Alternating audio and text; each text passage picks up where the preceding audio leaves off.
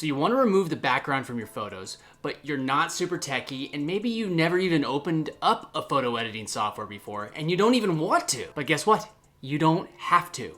Today we're going to go over 4 different ways to remove photo backgrounds from any image with absolutely no Photoshop experience. 100% free. Make sure to watch the entire video so you can see my #1 recommendation.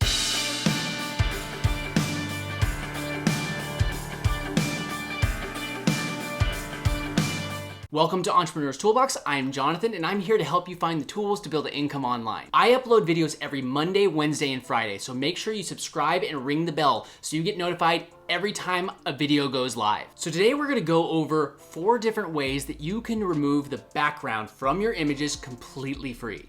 You don't need to buy any special software, you don't need to learn any special software, and most importantly, it's free. I don't know about you, but free is my favorite price. I guarantee everyone could afford it. Everyone. Here's an example of what those free tools can do. Did I mention that they're free? Some of them may offer a paid version so you can get a much higher resolution, but the free version will work for most people. So the first site that we're gonna go over is called InPixio. So this is InPixio's background removal tool.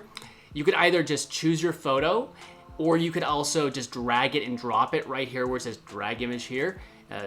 I'm just gonna do that because it's simpler for me. I'm just gonna take this picture of myself that I've used for one of my thumbnails, which this is a perfect use for any of these tools. If you wanna remove the background for your thumbnails, if you're doing YouTube or anything else, if you just wanna remove it, and a lot of like editing, like Canva charges to remove the background, you could just use these tools and then put this photo into Canva and then it's still free. So now I have this picture of myself. Pretty good looking guy, right? Yeah? I knew you'd agree. So this one, it works and you can get it really fine tuned, but it doesn't do it automatically like the other ones do. So you'll just need to see where it says remove. You just have to brush out the parts that you want to remove. And then if you want to zoom in, zoom out of that. You can just get in really nice and close around the edges if you zoom into the image. And if you make a mistake, you just go to keep and you're able to go here. But if you overlap a little bit, you just go over the part you want to keep. And then if you make a mistake, you'd always just go back over it to have it removed. Now, this is pretty, it's a decent tool. It's not my favorite one because it doesn't do it automatically, but if you really want to fine tune it and take the time to cut it out, you'll probably get a cleaner image with this one than you will with a lot of the other options. So once you're done, you just scroll to the bottom, save your photo, save it to your computer, and then use it wherever you want.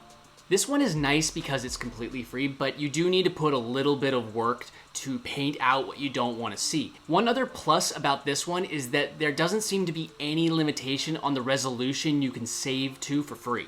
The second free tool is called Background Burner.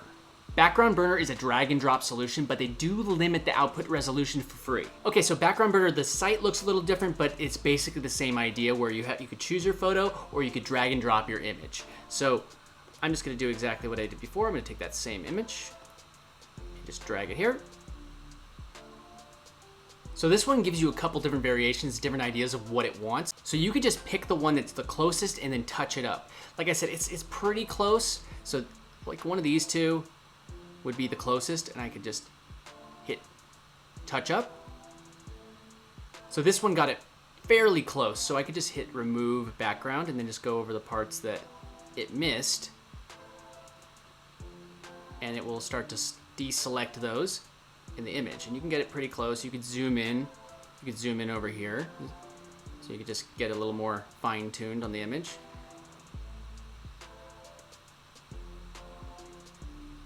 There you go. All right, so yeah, you can get it pretty close. And then when you're done, you just hit finish, and then you can save it to your computer. It's fairly straightforward. You get a pretty nice, clean image out of this one. It takes a little bit of work just to pick the one and then fine tune it, but it does the job. This one might need a bit of cleaning up, but in the end it's free. If you get value out of these videos, make sure that you like and subscribe, and don't forget to ring the bell so you get notified every time that I upload a new video. If you have any requests for videos, let me know in the comments. I'm here to serve you, and I want to make sure that I'm making videos on subjects that you want to learn about. The third free software is called PhotoScissors. PhotoScissors also has a free option to save lower resolution images and charges a fee for high resolution images. So this is PhotoScissors. They have the same thing where you could drag and drop or just hit upload image. I'm just going to do exactly what I did before. I'm going to take this image of myself, I'm going to drop it here, and we can see what happens.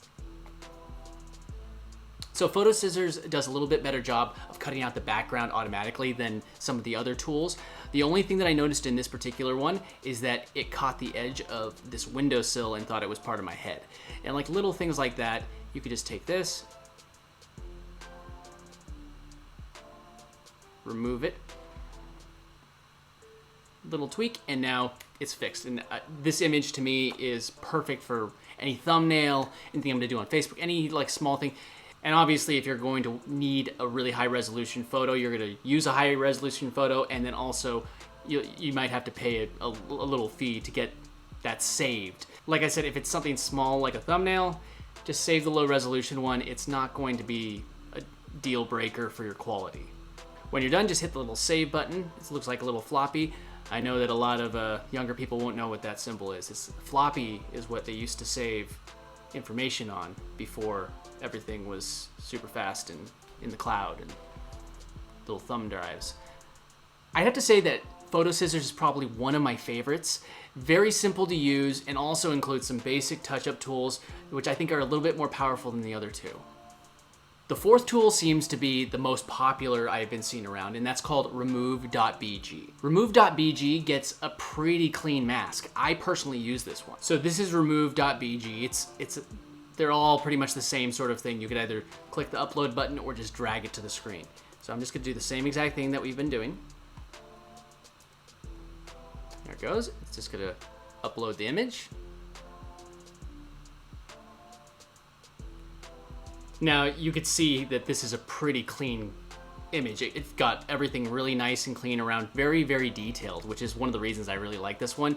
I don't know what the difference is, but I really like this one over the other ones just because of that.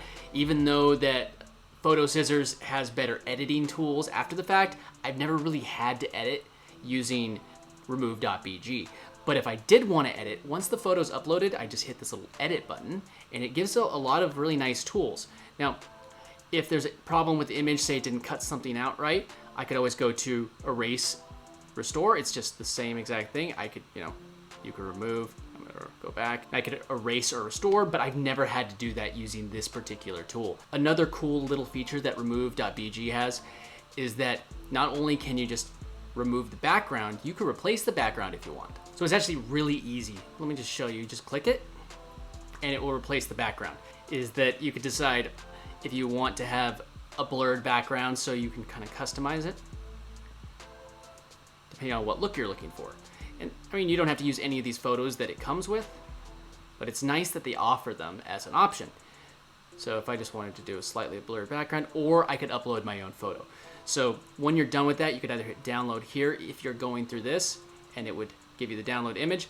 But if you aren't going to do that, you could either hit download here for the high resolution, or another little feature is that if you just right click on the image, you could always just go to save image as. It might look a little different depending on what browser you're on, but you could save it, and that's usually the way that I do it, just because sometimes when you click on these ones, it's gonna try and prompt you to pay for it, and I don't even wanna deal with that. But if you do want a high resolution image, just click here, and you'll get the high resolution image, and you can see how many nice little features you could have, and it doesn't cost that much. I like the simplicity of Remove.BG. It's really good at cutting around small details like hair. If there's something it missed, I can easily manually touch up the image. I use tools like this every time I make thumbnails for my YouTube channel.